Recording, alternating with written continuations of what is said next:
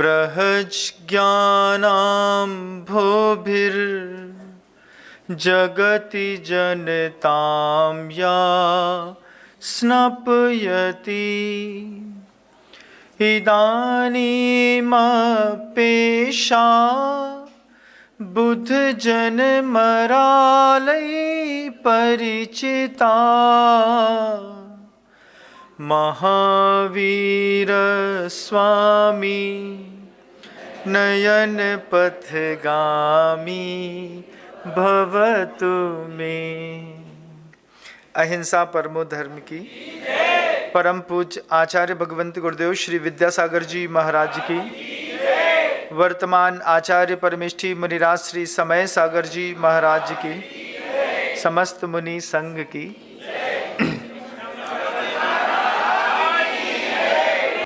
जब कभी भी मोक्ष मार्ग में कोई प्रवेश करता है, उसको शास्त्र का आकर्षण नहीं रहता, उसको उसके गुरु का आकर्षण रहता है। मैंने देखा अपने जीवन में स्वयं, और जितने भी लोग साधु पद पर आकर के दीक्षित हुए, उनसे भी पूछा कि क्या सोच करके इस रास्ते पर आए। जवाब एक ही निकला, गुरुजी उनकी चर्या देख करके, उनको देख करके, उनकी बातों को देख करके हम मोक्ष मार्ग पे आ गए। हमें पता नहीं मार्ग कैसा होता है। ये बात हम में से प्रायः सबके साथ घटी। जितने भी साधु आए वो गुरु जी के चारित्र से, चर्या से और उनकी साधना को देख करके मोक्ष मार्ग पे आए।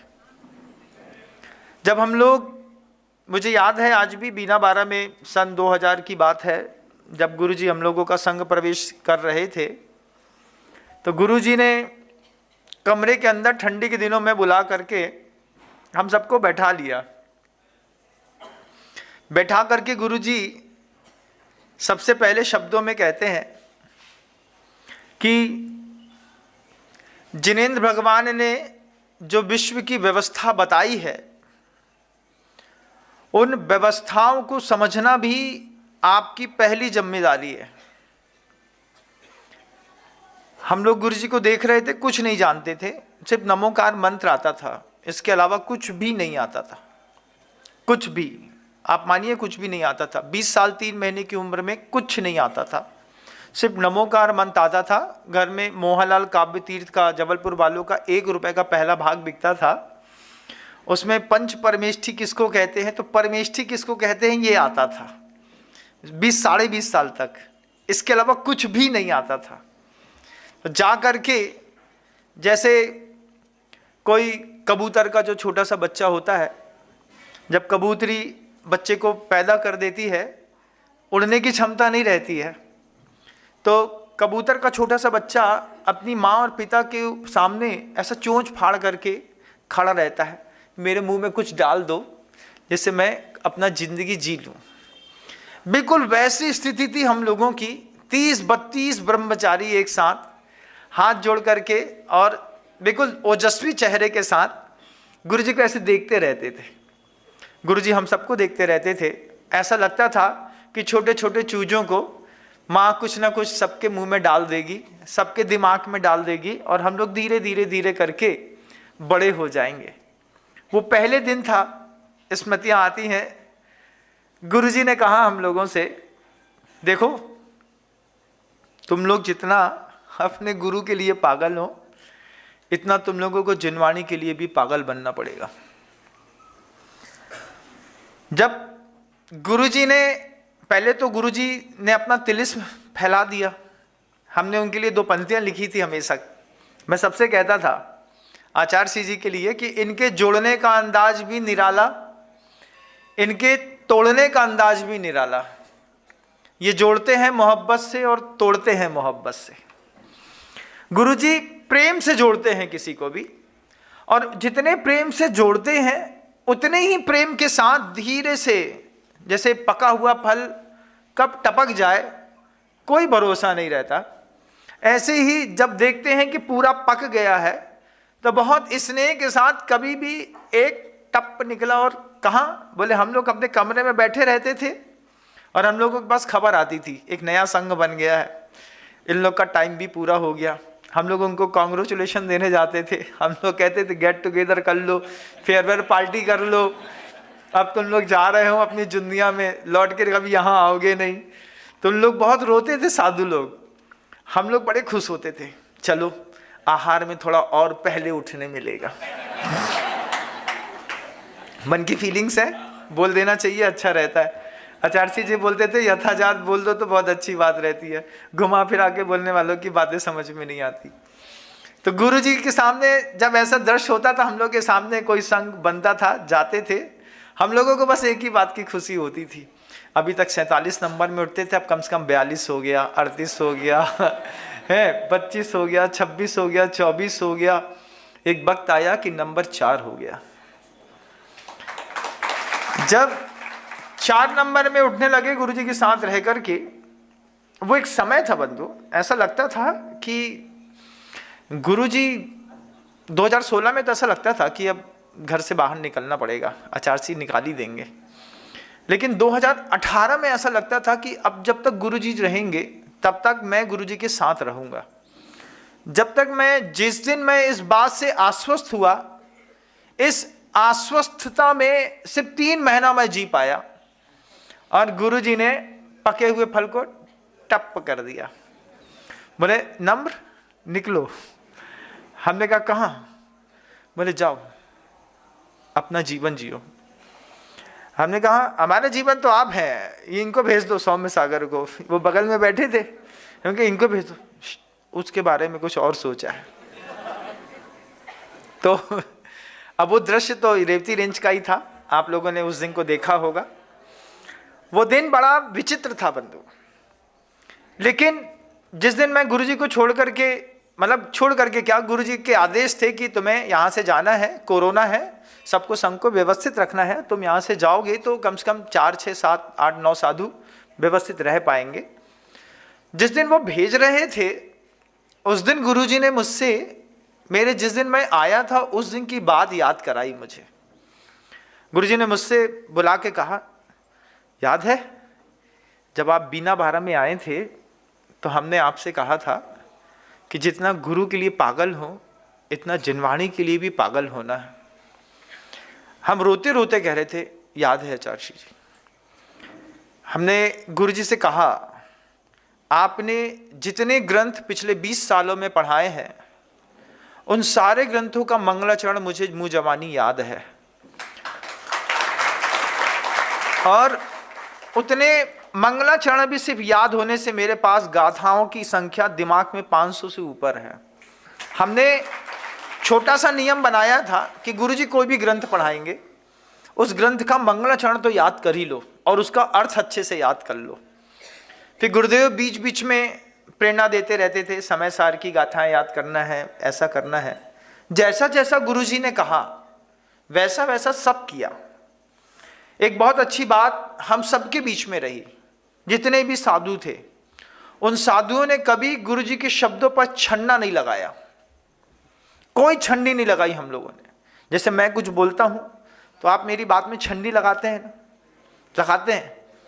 हम कितनी भी अच्छी बात कहेंगे आप उसको अपने दिमाग से पहले तौलते हैं, तौल करके उसमें अपने हिसाब का छन्ना लगाते हैं, जितना काम का है उतना लेते हैं, बाकी छोड़ देते हैं जो काम को नहीं है। जैसे चाय पत्ती, चाय छान रहे हैं, पत्ती पत्ती उठा करके उबाल करके किनारे फेंक दी, चाय आराम से पी ली। गुरुजी कहते थे इस बात को, गृहस्थ होता है ना तो वो साधु की बात में छन्नी लगाता है, जितनी अपने मतलब की है सुन लो, बाकी झाड़ दो। लेकिन शिष्य में वो बात नहीं रहती, शिष्य गुरु की किसी बात में छन्नी नहीं लगाता। हम लोगों ने आज तक गुरु जी से कभी जीवन में पिछले 25 सालों में नहीं पूछा ऐसा क्यों।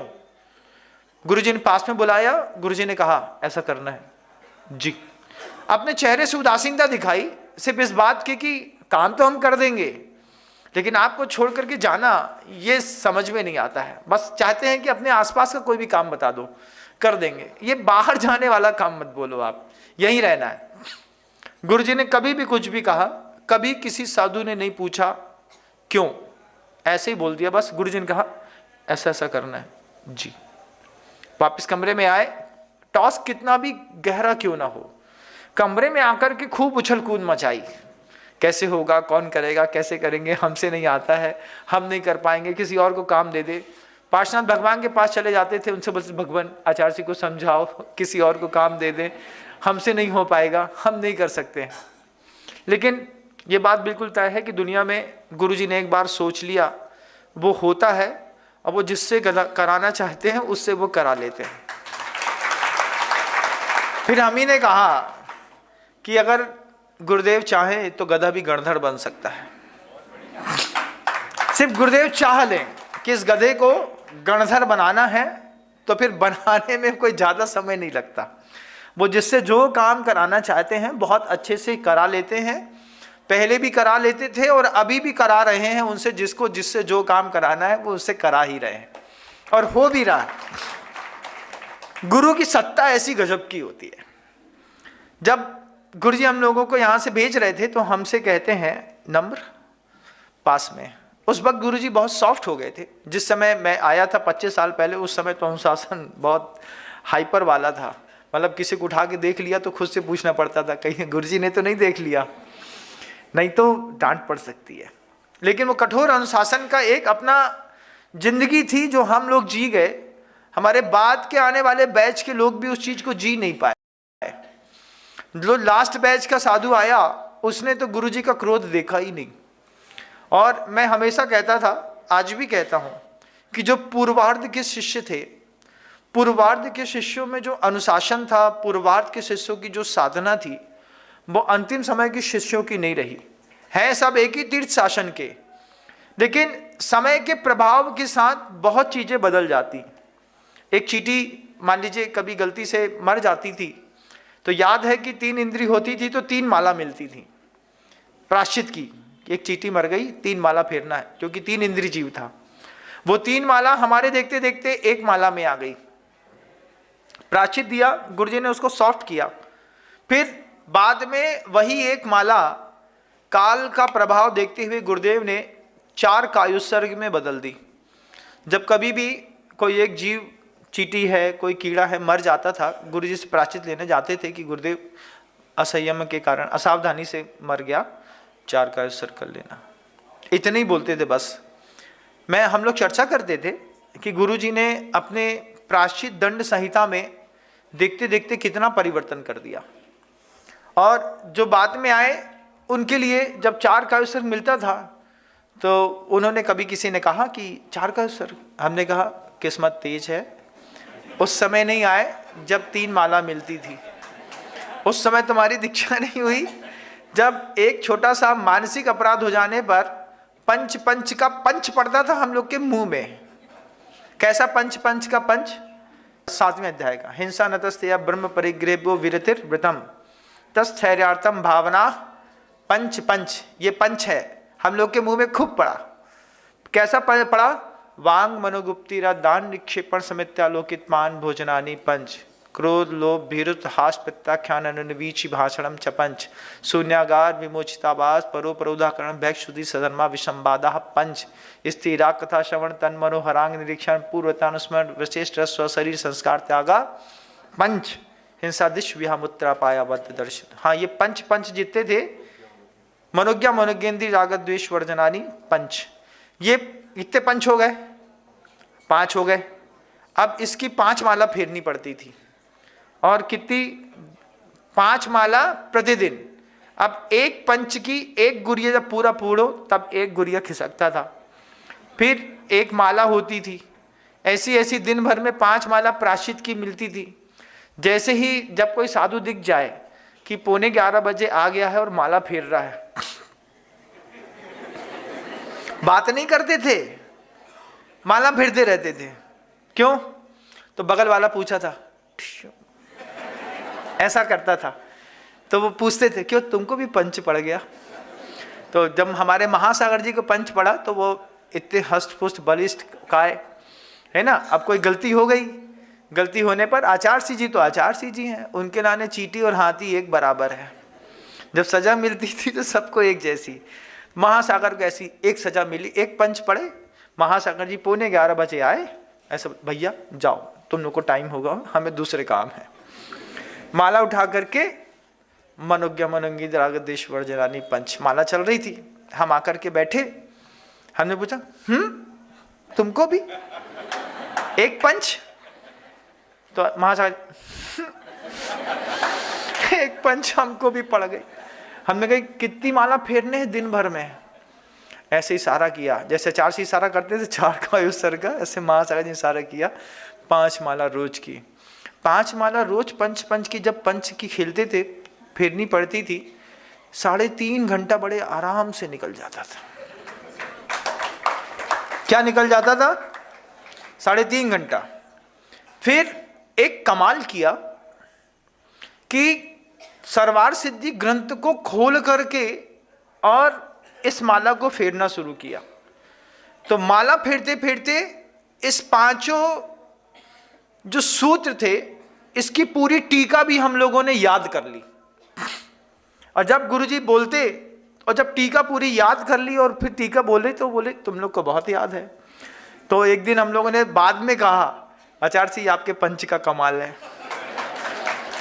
जब गुरुजी से कहा कि आपके पंच का कमाल है, तो आचार्य जी हंसते हुए, जब कभी भी उनसे कुछ बोलना पड़ता था तो उनको मूड देखना पड़ता था।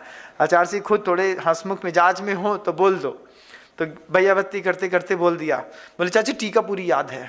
बोले कैसे, आपको कैसे याद है?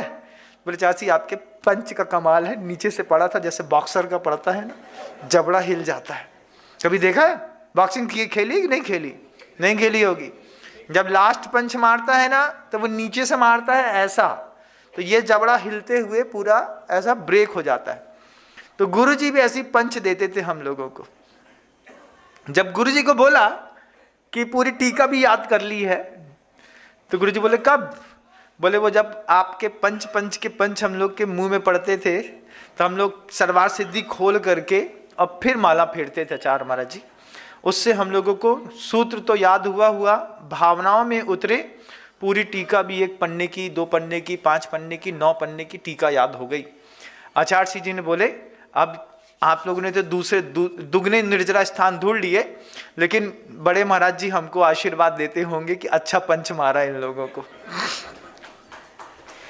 ये जीवन का वो सौंदर्य है जो आपने कभी सुना नहीं होगा, क्योंकि आपके सामने कभी गुरुजी ने हम लोगों को प्रायश्चित दिया नहीं। बिल्कुल अंतरंग का जीवन था हम लोगों का। जब गुरुदेव कुछ देते, जब देते थे, दंड देते थे, दंड संहिता में उतरते थे तो बड़ी बड़ी आंखें, वैसी बड़ी बड़ी आंखें थी गुरुवर की, निकल आती थी लाल लाल। ऐसी करना, ध्यान रखना, गलती नहीं होनी चाहिए। जी आचार्य जी। पूरी करने के बाद जैसे विजयी होकर के कोई विजेता लौट रहा है, जिस दिन अंतिम दिन बताने जाते कि गुरुदेव आपने प्रायश्चित दिया था, हमने प्रायश्चित लिया था, वो आज प्रायश्चित पूरा हो गया है। उस वक्त बस ऐसा जैसा स्कूल से छूट करके जैसे बच्चा आकर के माँ से लिपटता है, मम्मी की गोद चाहिए, ऐसा ही स्नेह दे करके गुरुदेव जब प्रायश्चित के बाद मुस्कुराते थे तो लगता था कि प्रायश्चित की साधना पूरी सफल हो गई। गुरुवर ने हम लोगों से कहा कि जितना अपने गुरु के लिए पागल हो, इतना ही जिनवाणी के लिए भी पागल बनो। बीना 12 में सन 2000 की बात है, आज से 24 साल पहले की। और आचार्य जी ने पढ़ने के लिए दे दिया। फिर गुरुवर ने एक बहुत अच्छी बात कही। गुरुवर कहते हैं कि अगर अनुप्रेक्षाओं का स्मरण प्रतिदिन न किया जाए तो आदमी इस दुनिया की सच्चाई को भूल जाता है। आज मैं आप सबसे पूछूं कि 12 भावना का पाठ अंतिम बार पिछली बार कब किया था, तो आपको याद भी नहीं होगा कि आपने पिछली बार 12 भावनाओं का पाठ कब किया था। हम लोगों का पहला रूल दिया था कि सामूहिक रूप से आपको 12 भावना का पाठ प्रतिदिन करना है। तो जब गुरुदेव सामायिक में बैठ जाते थे, पूरा मुनि संघ सामायिक में बैठ जाता था, तो हम सारे 32 ब्रह्मचारी मिलकर के 12 भावना का पाठ करते थे। गुरुवर सुनते थे। सुनते सुनते सुनते गुरुदेव की सामायिक तो होती रहती थी। एक दिन गुरुजी ने हम लोगों को सुबह टोका, बोला ये पाठ है, कोई गाने का कंपटीशन नहीं है। हम लोग हंस करके देख रहे थे गुरुजी को। गुरुजी बोलते हैं वैराग्य भावना का पाठ है, तुम लोग इतने राग के साथ गाते हो कि वो गाते गाते भी तुम लोग को वैराग्य थोड़ी आएगा, उसमें वैराग्य पैदा करना है। उसको गा रहे हो तुम लोग, एक दो लोगों की आवाज आ रही थी हमको, तो हम किसी और को देखे, कोई हमको देखे, आचार्य सिंह हम दोनों को देखें, तो हमने कहा ये भैया गा रहे होंगे, वो भैया बोले नहीं यही गा रहा होगा। आचार्य सिंह बोलते हैं हाँ दो की आवाज आ रही थी। हम दोनों ने आंख नीचे कर ली, अभी पकड़े जाएंगे तो फालतू में, पकड़ना बड़ा मुश्किल होता था। तो गुरुजी ने वो बात रखी कि अनुप्रेक्षाओं का पाठ प्रतिदिन करो। प्रतिदिन अनुप्रेक्षाओं का पाठ करोगे तो जीवन की सच्चाई याद रहेगी कि बोधि दुर्लभ भावना है, निर्जरा भावना है, संबर भावना है, आश्रय भावना है, अस्थिर भावना है, एकत्व भावना है, विभक्ति की भावनाएं हैं। ये भावनाएं ही साधु का प्राण है। ये भावनाएं हर जीव का प्राण होना चाहिए। साधु का प्राण तो है लेकिन आपका नहीं है। अब जब आपका ये भावनाएं प्राण नहीं है, आपके घर के अंदर क्या ऐसा कोई छोटा सा नियम चलता है 12 मिनट लगते हैं, 13 मिनट लगते हैं बस, कि चलो अपन एक काम करते हैं, छोटे छोटे से फोल्डर बना लेते हैं, घर के अंदर घर का प्रत्येक सदस्य साथ में मिलकर के एक बार वैराग्य भावना का पाठ जरूर पढ़ेगा। इसका प्रभाव क्या होगा आप देखिए। मान लीजिए आपके घर के अंदर के कोई दादा या दादी हैं या पिताजी हैं जो पैरालाइज्ड हैं और जो उठ नहीं पाते हैं, बेड में ही सब करना पड़ता है। हम जब उनके पास एक साथ इकट्ठे होंगे, जब हम उनके पास बैठ करके वैराग्य भावना 12 भावना का पाठ कर रहे होंगे, उस वक्त उनको भी चिंतन करने का मौका मिलेगा। वृद्ध हैं वो भी चिंतन करेंगे कि संसार में कुछ स्थिर नहीं है, निर्जरा नाम की कोई वस्तु होती है, संबर नाम की कोई वस्तु होती है, कितनी दुर्लभता से ये मनुष्य पर्याय मिली थी, रत्नत्रय कितना दुर्लभ होता है, श्रावक कुल कितना दुर्लभ होता है। और फिर चिंतन के साथ साथ सोचेंगे सेठ के कुल में पैदा होना और शावक के कुल में पैदा होने में जमीन आसमान का अंतर है। आचार्य सिंह जी हर आदमी को शावक नहीं कहते थे।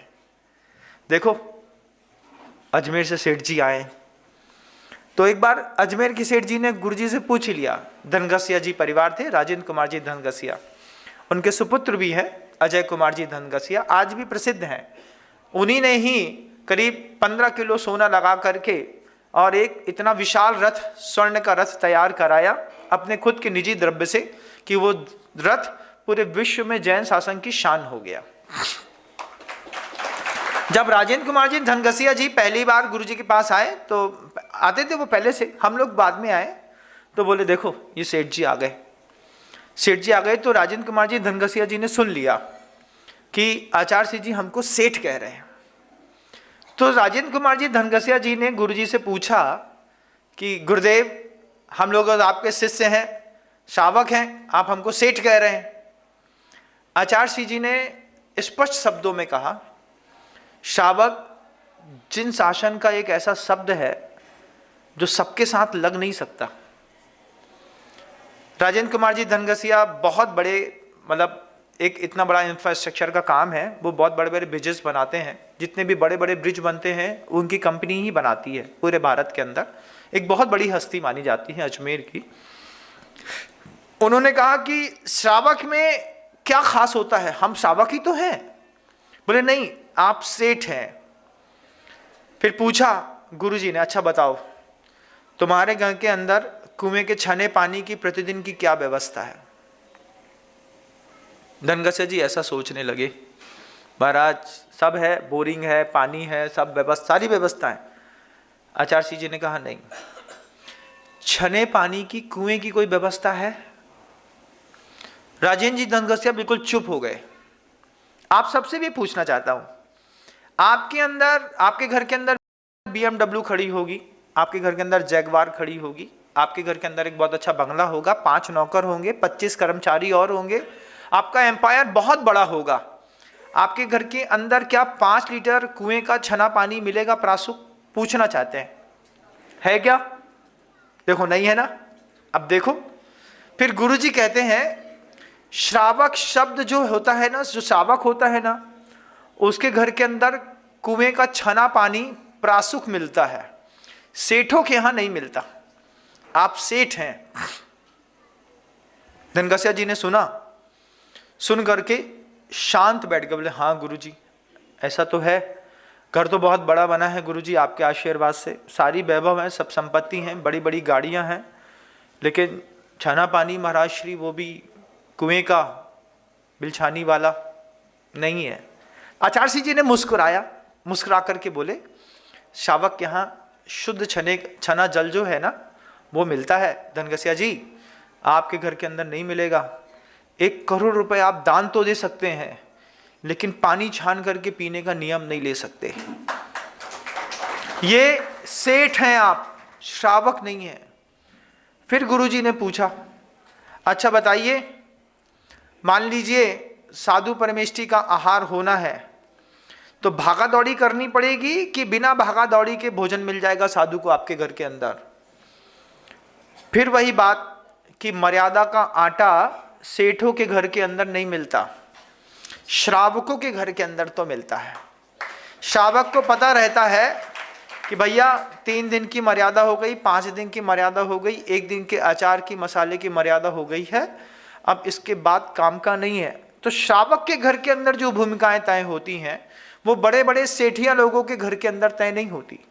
हाँ, सेठिया लोगों के घर के अंदर चौके जरूर लगते हैं, लेकिन सेठों के लगते हैं, श्रावक के नहीं लगते। जब सेठों के चौके लगते हैं तो पूरा तमाम वैभव दिखाई देता है। कितने दिन का? बोले 4 महाराज जी हैं, 4 दिन तो लगा ही लो, एक आध महाराज जी मान लो नहीं आए तो 5 दिन लगा ले हैं, तो 5 दिन की व्यवस्था है आपके घर के अंदर कुल शुद्ध भोजन की। 6वें दिन आपको वही सड़ी आलू की प्याज की सब्जी खाने के लिए आपको फिर मौका मिलता है। 5 दिन तक क्या है भैया, यहाँ पे इस चौके में प्याज नहीं बनाना, काहे महाराज जी आएंगे, उनको गंध आ गई, वो बिल लौट गए तो फिर फालतू में बात बिगड़ जाए। यही कह करके आप अपना घर चलाते हैं ना, ऐसे ही कह के, है ना, ऐसा ही होता है। आप समझते हैं, महाराज जी नहीं समझते, समझते हैं। प्याज काटने का चाकू अलग होता है और लौकी बनाने का चाकू अलग। बोले ऐसे सूंघ लेते हैं, इनमें से प्याज की बदबू आ रही, अगर इसे लौकी बनाई और महाराज के मुंह में आ गई तो फिर गड़बड़ हो जाएगी, तो नए चाकू ले आओ, नई हंसिया से महाराज जी की लौकी, भिंडी, परवल, टिंडा बना लो, क्योंकि ये तो महाराज जी की सब्जी है। आप लोग की सब्जी क्या है? बैगन का भरता ले आओ, बेहतरीन आलू दम ले आओ, हैं अच्छी प्याज की बगरी हुई सब्जी ले आओ, अच्छा लहसुन ले आओ, चाकोली बना दो अच्छे लहसुन डाल करके। ये आपका भोजन है। सेठिया लोगों का भोजन अलग है और साधु संतों का भोजन बिल्कुल अलग है। उनके भोजन की कढ़ैया खोलो, ऐसा खींचो, कुछ नहीं होता नाक में, लौकी में काहे की खुशबू आ रही है, लेकिन आपकी जो प्याज की बगरी दाल की खुशबू है, वो भी अभी तो स्थितियां और गई बीती हैं। स्थितियां ऐसी गई बीती हैं कि महाराज जी का आहार हो जाने के बाद एक बार पूरा फिर से बघार लगाना पड़ता है। दाल तो बनाई थी, लेकिन हमारे गले से अंदर नीचे न उतर है, महाराज के गले से कैसे उतर गई? महाराज ने तो बड़े अच्छे से ली थी, 3 कटोरी पी गए थे वे तो, आप भी ले लो। हम सेठ आदमी हैं महाराज जी। सेठ आदमी में सबसे पहले बाजार का बढ़िया मसाला आएगा, कसूरी मेथी आएगी, देगी मिर्च आएगी, उसके बाद थोड़ा छौंक लगेगा, एक लहसुन की कली डलेगी, फिर दाल उबलेगी, उबलने के बाद जब मम्मा चिल्लाएगी, ले बना दी तुम्हारी दाल खा लो, फिर अपन खाएंगे। कितना अंतर है। गुरुजी ने एक छोटे से संदेश से धनघसिया जी से कहा कि देखिए आप सेठ हैं, श्रावक नहीं हैं, आपके घर के अंदर छना पानी उपलब्ध नहीं है, मर्यादित आटा नहीं है, आपके यहाँ सब्जियों की व्यवस्थाएं नहीं है, आपको हम श्रावक संज्ञा कैसे कह दें, कैसे माने कि आप श्रावक हैं? रात में बिस्लरी पीते होंगे। आते थे एक सज्जन, खूब अच्छा चौका लगाते थे, बिल्कुल झक वाइट कैम्ब्रिक का पर्सनालिटी प्लस, एक मफतलाल कंपनी का एक कैम्ब्रिक आता था, उसकी पर्सनालिटी प्लस कपड़े का एक मतलब क्वालिटी है, स्टैंडर्ड है, उसकी शर्ट पहन करके वो आते थे। छूने में ऐसा टचिंग लगती थी। हमने कहा कौन सा? बोला कैम्ब्रिक पर्सनालिटी प्लस है, मद्रास टेक्सटाइल्स का। तो वो गुरुजी देखते थे तो अच्छा कलपदार बढ़िया आइटम रहता था। लेकिन देखा आए आचार्य जी आए, कोई साधु आए तो बढ़िया मामरा की बड़ी बादाम, मुट्ठी भर के ऐसी धर दी। अरे लीजिए महाराज, अभी तो छोटी सी उम्र है, बच्चे जैसे दिख रहे हैं, 20-22 साल की उम्र में दीक्षा ले ली आपने, खाइए, वेरी यूजफुल। ऐसा समझा दिया, दे दिया, ले भी लिया हम लोगों ने। अच्छे बहुत प्यार से कराते थे। हमको लगा कि 75-77 साल की उम्र है और गुरुजी से 30 सालों से जुड़े हैं, संयमी होंगे। एक दिन रात में 11 बजे डोसा खाने का एक फोटो निकल आया उनका। सुबह सुबह चंदगिरी में थे हम लोग, तो वहाँ कुछ मिलता तो था नहीं, तो मार्केट में गए होंगे। रात में 10:30 बजे चाउमीन और डोसा मसक रहे थे। अब फोटो खींच ली लोगों ने, सुबह आकर के हमसे दिखाई और दिखा करके बोलते महाराज जी ये देखिए, ये जिनके यहाँ आप कल बादाम लेके आए थे ना, ये उनके काम है। हमने उनसे पूछा, हमने कहा क्यों, आप रात्रि भोजन करते हैं? वो हम तो नहीं करते, लेकिन हमारा बॉडी मांगता है, बॉडी मांगता है, हम नहीं करते। देखिए क्या शब्द है, बॉडी मांगता है तो उसको कई बार देना पड़ता है, बीपी लो हो जाता है। महाराज जी प्रॉब्लम बहुत है संसार में, नाम नहीं बताऊंगा उनका, अगर टोन से पकड़ गए तो बात अलग है। प्रॉब्लम बहुत रहता है, समझिए, कंफ्यूज हो जाते हैं हम। तो हमने कहा फिर क्या करते हैं? बोले अगर बॉडी मांगता है तो उसको देना पड़ता है ना महाराज। अब देखिए मुंह में दांत है नहीं है, अगर मान लो सॉफ्ट चीज नहीं देंगे और बॉडी ने अगर रिएक्शन दिखाना शुरू किया तो फिर गड़बड़ हो जाएगी। फिर उनसे पूछा, गुरुजी के सामने ही पूछा, गुरुजी खिड़की के अंदर बैठे हुए थे, हम तेज आवाज में बात कर रहे थे, इसका मतलब आप रात्रि भोजन करते हैं? बोले हम नहीं करते, बॉडी हम नहीं करते, हमको तो 35 साल हो गया गुरुजी से जुड़े हुए, लेकिन ये बॉडी नहीं मानती है, बॉडी को देना पड़ता है। आचार्य सिंह जी उठ करके बाहर आ गए और पीछे उठा करके चल रहे थे, तो हमको ऐसे पीछे लगाते हुए कहते नम्र, इनको नियम समझा दो। तो हमने कहा ऐसा ऐसा करना पड़ेगा। तो वो क्या बोलते हैं, गुरुजी बोलेंगे तो कर लेंगे। हमने कहा अभी वो आ रहे हैं, लौट के रुक जाओ 5 मिनट में। 5 मिनट में लौट करके आए, तो हमने अंदर जा करके गुरुजी के पास उनको ले गए। तो जैसे ले जा रहा था गुरुजी के पास, तो बोलते हैं महाराज जी 2-4 दिन और सोच लेने दीजिए हमको। हमने कहा 78 साल की उम्र हो गई है, एक आध दिन सोते सोते जो है ना आवाज आएगी, तुम्हारे नाम की खीर पूड़ी खाएंगे लोग दिन में। चलो अंदर लेके गए, ले जाकर के गुरुजी से कहा महाराज जी इनको दीजिए, आचार्य सिंह जी ये कुछ त्याग करना चाहते हैं। तो ऐसे गुरुजी बहुत स्नेह से बैठे थे, उस वक्त हंसी के मूड में थे, और गुरुजी बोलते हैं हमसे, वो जो फोटो आपने देखी है ना वो हमने भी देख ली है। तो हमने कहा आचार्य सिंह जी आपको भी पता है? बोले हाँ। बोले नियम ले लो, आज के बाद सूर्यास्त के बाद भोजन नहीं करेंगे। बोले कि वो ऐसा बोलते हैं, आचार्य सिंह आपने सोच लिया है हमारे बारे में ऐसा? गुरुजी बोलते हैं हाँ सोच लिया है, आज के बाद रात्रि भोजन नहीं करेंगे। आप इतने वृद्ध हो गए, 30 साल के हो गए, कोई क्या कहेगा कि आहार दान देते हैं, इतना अच्छा पैसा देते हैं, इतनी अच्छी मूर्तियां स्थापित करते हैं, रात्रि भोजन करते हैं। उनको नियम दे दिया। नियम का प्रभाव था, अष्टमी के दिन उनकी संलेखना बहुत अच्छे से संपन्न हो गई। अष्टमी को नियम दिया था गुरुजी ने, और अष्टमी के दिन ही उनकी संलेखना संपन्न हुई। जब खबर आई कि उनकी संलेखना चारों प्रकार के आहार के त्याग के साथ संपन्न हो गई है, आचार्य श्री जी ने फिर याद किया, देखो ये रात में डोसा खाते थे, लेकिन रात्रि भोजन के त्याग का ये प्रभाव पड़ा कि इन्होंने उनकी संलेखना दिन के समय चारों प्रकार के आहार का त्याग करते हुए उन्होंने खुद किया त्याग। बोले जो छूटना था वो तो गुरुजी के चरणों में उसी दिन छोड़ आया था, अब ये सब छोड़ने में ज़्यादा फर्क नहीं पड़ता। ये गुरु के दिए गए एक छोटे से नियम का प्रभाव होता है। लेकिन हम आचार्यों की वाणी में, गुरु के उपदेश में छन्ना लगाते हैं ना। आपको छन्ना लगाने की आदत है, हम कोई चीज कहते हैं, आपके जितने मतलब की होती है बस आप उतना सुनते हैं, उसके बाद का नहीं सुनते। उसके बाद का आप सुन लेंगे तो आपके जीवन में फर्क पड़ेगा। लेकिन अगर यही छन्ना जो आप लगाते हैं, ये छन्ना अगर हम लोगों ने लगाया होता तो कभी इस मंच पर आकर के यहाँ पर बैठे नहीं होते। आचार्य जी के किसी भी शब्दों में किसी साधु ने आज तक छन्ना नहीं लगाया। जिसने आर्गुमेंट किया, गुरुजी ने उसकी बात तो सुनी, हाँ ठीक है, लेकिन फिर बाद में वो लाइन में बहुत अच्छे ढंग से रह नहीं पाए। एक सूत्र सिखा दिया था आचार्य श्री जी ने कि तुम लोगों को सिर्फ समय के साथ चलोगे तो सिर्फ समय संभालेगा। आज वो सूत्र दिखता है कि समय सागर जी के साथ चलेंगे तो समय सागर जी महाराज संभालेंगे। गुरुदेव के शब्द 25 साल पुराने कहे गए, आज एक एक शब्द बिल्कुल हकीकत साबित होता है। गुरुजी ने कहा समय के साथ चलो, समय संभालता है।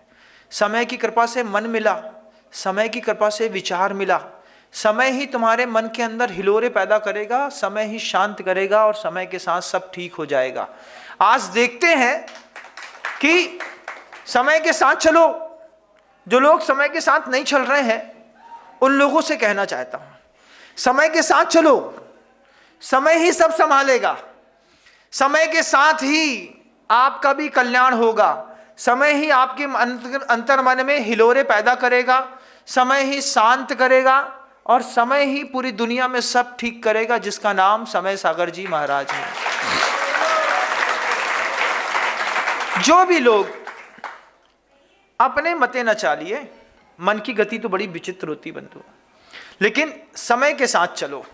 जो समय के साथ चलेगा सिर्फ उसी का समय आएगा, बाकी का जिनका समय आ गया था उनका भी जाने वाला है, अगर वो समय के साथ नहीं है तो। ये बात भी तय मानिएगा। आज आप कितने भी चरम पर हैं, लेकिन अगर समय के साथ नहीं है, समय शब्द के कई अर्थ होते हैं, ये भी मैं आपको बताता हूं। समय सप्ताचार काल सिद्धांत संविदा, एक सूत्र है यशस तिलक चंपू महाकाव्य का। समय कहो, शपथ कहो, आचार कहो, काल कहो, सिद्धांत कहो, स्वसंवेदन कहो, आत्मा कहो, ये सब समय के पर्यायवाची नाम है। इनके साथ रहोगे तो तुम्हारा समय है, नहीं तो समय हाथ से कब निकल जाए कोई भरोसा नहीं।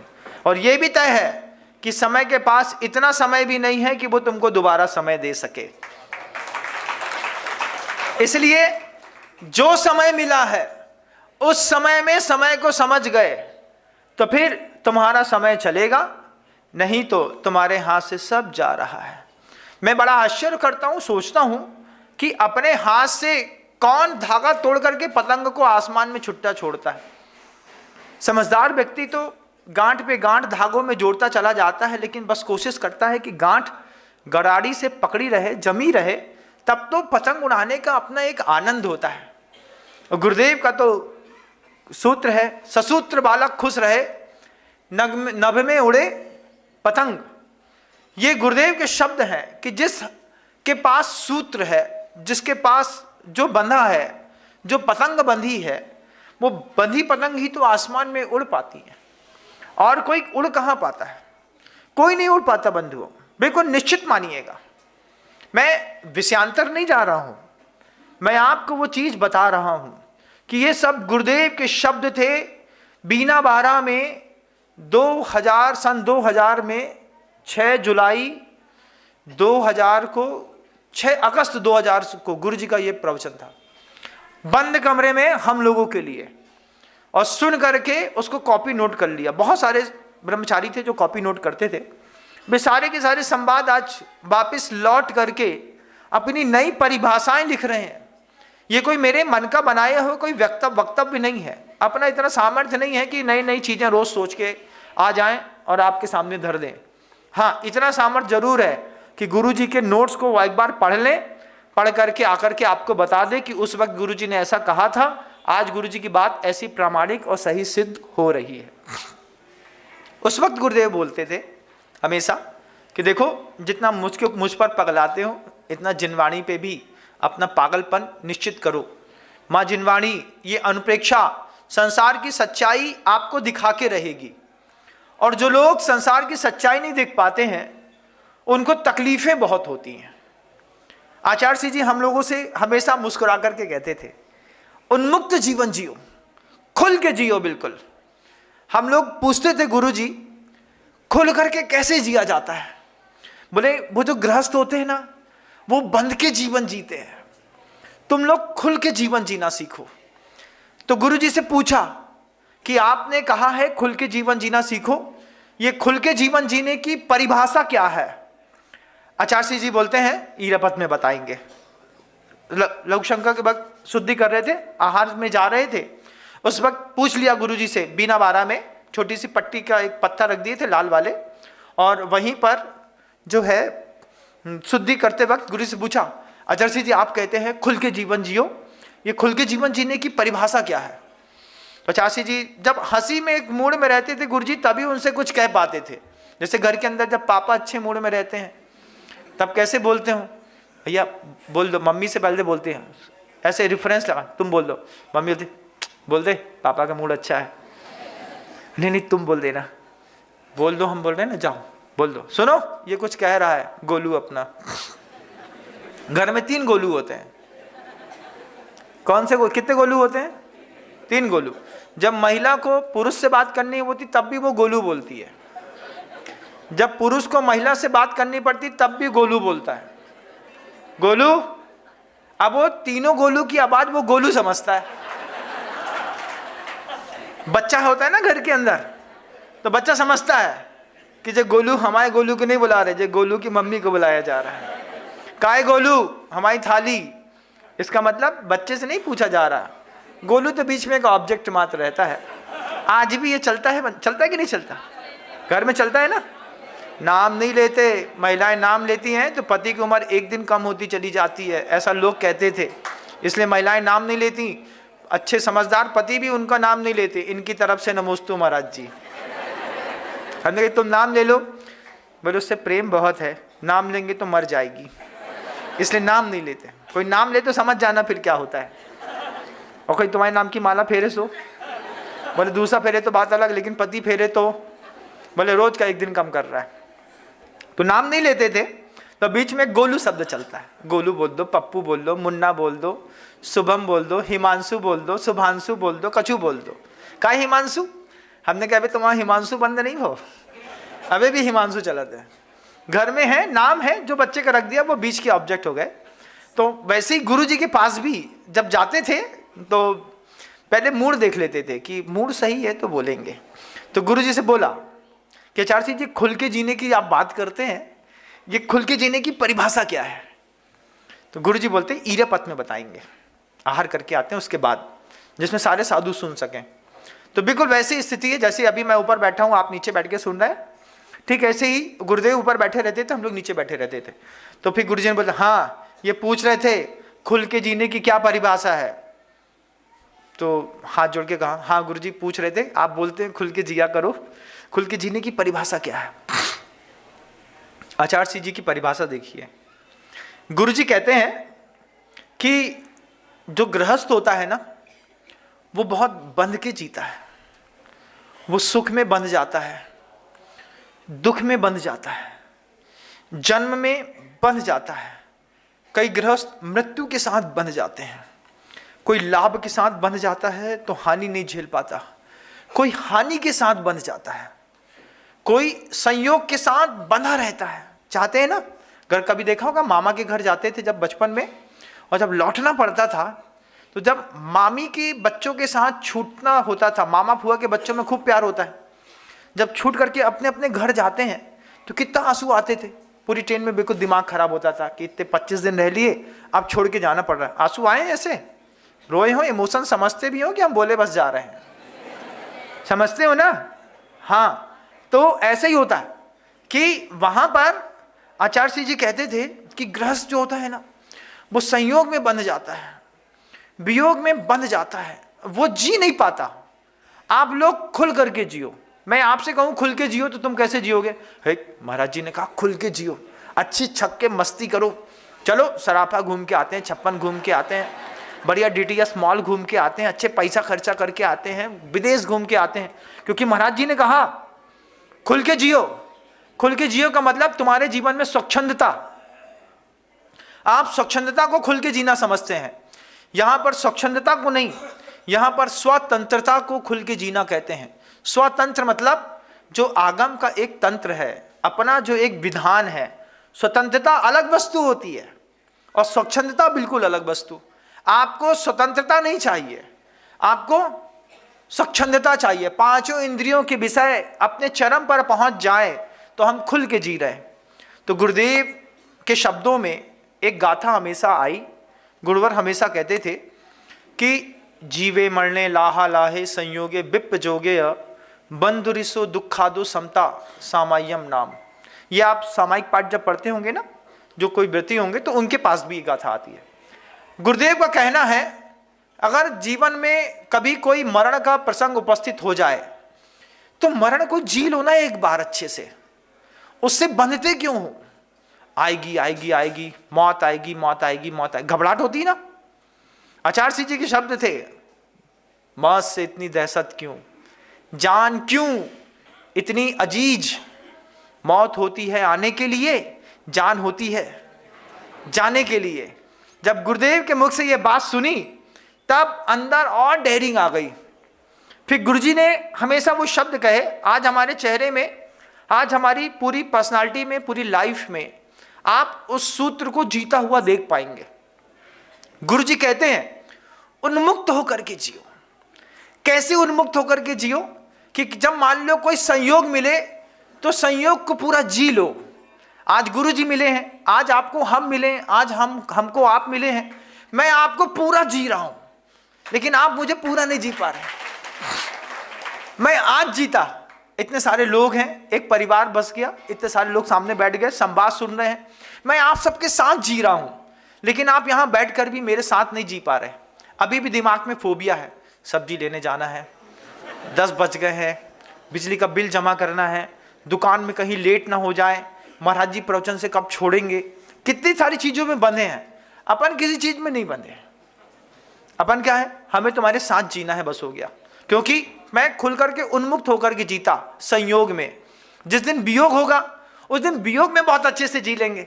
अरे हो गया, संयोग था, कुछ दिन का रहना था, साथ में रह लिए।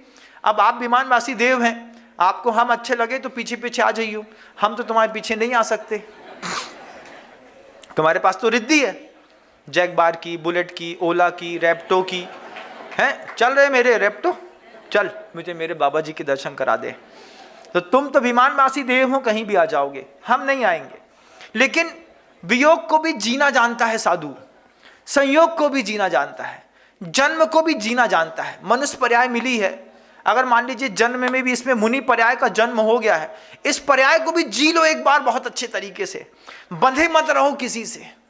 फिर लाभ को जीना जानता है, बहुत कुछ अच्छा मिला सौभाग्य की बात है, नहीं मिला इधर लोड नहीं लो, गया सो गया, अपना है नहीं। आचार्य जी कहते हैं ना, जो जावे सो मारो है नहीं, और जो मारो है सो कहीं जावे नहीं, और जावे सो मारो है नहीं। ये दुनिया का सूत्र है, इसमें कोई राग द्वेष नहीं होता। संयोग था, अपने पुरुषार्थ की सीमा थी, अपने उपदेश दिए, अपने उस जीवे मरने लाहा लाहे संयोगी विप जोगे को जिया। 1 घंटे जहां हो, जिसके साथ हो, कम से कम 1 घंटे तो उसके साथ जी लो। उसके बाद जहां जाकर जीना तो जीते रहना। लेकिन यहां रह करके वहां की चिंता, वहां रह करके वहां की चिंता, घर में रहोगे तो दिमाग खराब। देखो महाराज जी आए, उनके प्रवचन सुन भी नहीं जा पा रहे, अब प्रवचन सुन भी आ गए तो यहाँ पे दिमाग खराब। देखो पता नहीं घर में क्या हो रहा हुई है, गैस चालू तो नहीं छोड़ा है, कर दूध उबल गया तो फिर गए काम से। स्थिरता नहीं है इधर पे, लेकिन साधु की तो बहुत स्थिरता है। जीवे मरने लाहा लाहे, लाभ में अलाभ में, हानि हो गई, कुछ लॉस हो गया, अरे हो गया, अपना था नहीं तो चला गया, कहां पर सोचेंगे। लेकिन आप बंध गए, मरण से बंध गए। अब हमने देखे ऐसे लोग, वे पति ऐसे सैड मोड में चले गए, मुंह ऐसे उतर गो, कहा भैया क्या हो गया? महाराज 3 साल हो गए जब से जे गई हैं, तब से कहीं मन नहीं लगे। अब गृहस्थ मृत्यु में उलझ गया बेचारा, जो चला गया, क्या अनुप्रेक्षाओं का कभी पाठन नहीं किया ना, इसलिए ये दर्द झेलना पड़ता है। अगर 12 भावनाओं का प्रतिदिन घर के अंदर पाठ होता तो संबर भावना, आश्रय भावना, बोधि दुर्लभ भावना, अनित्य भावना, नित्य भावना, संवेग भावना, वैराग्य भावना सब समझ में आती, लेकिन कभी पढ़ा ही नहीं है। अच्छा सही बताओ, 6 महीने पहले पढ़ी होगी तुम लोगों ने एक आध बार 12 भावना, नहीं तो वो भी नहीं पढ़ी होगी। कब पढ़ी थी पिछली बार, याद है? कब? पर्यूषण पर्व में पढ़ी थी, एक बोल रहे हैं माता जी ने पढ़ाई थी जब वे चतुर्मास करवे आई थी, तब पढ़ी थी 12 भावना। हमारे लिए लिख गए थे आचार्य सिंह जी पूरे ग्रंथ, सब तुम लोग के लिए कुछ नहीं लिख गए थे, है ना, सब हमारे लिए लिख गए थे। जितना भी धर्म दान की पुस्तकें हैं मंदिर में रखी हैं वो सिर्फ महाराज जी लोगों के लिए है, जीव के लिए नहीं है। आप लोग तो जीव है नहीं है। तो वैराग्य भावना ऐसा कमाल करती है कि आपके संयोग वियोग जन्म मृत्यु लाभ अलाभ हानि विषाद हर्ष विषाद इन सब में साधु खुल के जी पाता है, वियोग को भी खुल के जी पाता है। तुम हमसे रूठे हम हर बला से छूटे। क्या कोई व्यक्ति हमारी जिंदगी से चला गया, अब उसके लिए रोना नहीं है, क्या बोलना है उसके लिए? तुम हमसे रूठे हम हर बला से छूटे। चलो मुक्ति मिली तुमसे भी, कम से कम आप वियोग जी पाएंगे। संयोग हो गया तो संयोग जी पाएंगे, लाभ मिला तो लाभ जी पाएंगे, नहीं मिला अलाभ में रहे तो अलाभ जी पाएंगे। आचार्य भगवंत हमेशा कहते थे कि इस तरीके की भावना अनुप्रेक्षाओं का लगातार पठन पाठन करो और 12 भावनाओं का पाठ करने के बाद इस गाथा को अपनी जिंदगी में उन्मुक्त होकर के जियो, तब तुम्हारे जिंदा होने का और जिन कुल में आने की कोई कीमत तय होगी। जीवे मरणे लाहा लाहे संयोगे विप योगे या बंधुरी सुदुखा दो। बंधु मिल जाए, कोई अच्छा मित्र मिल जाए तो खुश हो गए, और शत्रु मिल गए तो? अभी भी शत्रु यहां पर बैठा है कि नहीं बताओ? दिमाग में है ना, वो शरीर से नहीं होगा, दिमाग में होगा। मतलब तुम अभी उसमें बंधे। अब अगर उसमें बंधे हो तो फिर अपने आप को जी नहीं पाओगे। सुख दुखा दो, सुख में भी उसको उन्मुक्त होकर के जी लो और ज्यादा कूलो मत, क्योंकि हर संयोग का वियोग निश्चित है, आपका भी संयोग का वियोग निश्चित है। तो जितना सौंदर्य मिला है उसका भी वियोग निश्चित है, संपत्ति मिली है उसका वियोग भी निश्चित है, पर्याय मिली है उसका वियोग भी निश्चित है। इतना ही नहीं, ये जो अभी जीवन में परिस्थिति बनी है ना, इस परिस्थिति का भी वियोग निश्चित है। 3 शब्द जिएगा वियोग में। कोई भी वस्तु, कोई भी व्यक्ति और कोई भी परिस्थिति कभी चिरस्थायी नहीं रहती। अगर इन 3 शब्दों में जी गए, मान लो दुख की परिस्थिति बनी, अंदर बोल पाओ, स्थायी नहीं रहेगी।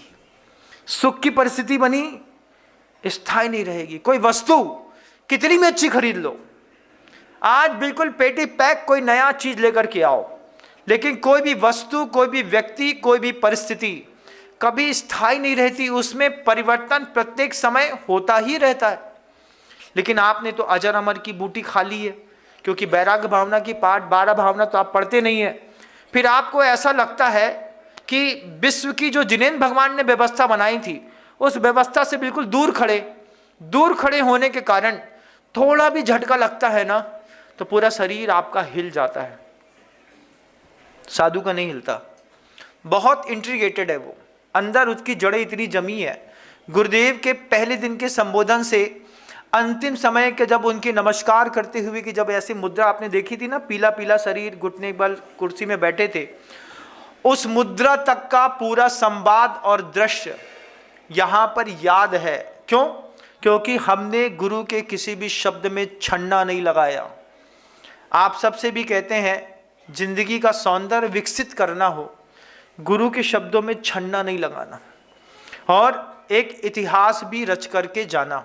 आप सब अपने जीवन को समृद्ध कर सकें और गुरुदेव के शब्दों में छन्ना ना लगाएं और अपना जीवन व्यवस्थित बनाएं। शब्दों को विराम देता हूं। गुरुदेव श्री विद्यासागर जी महाराज।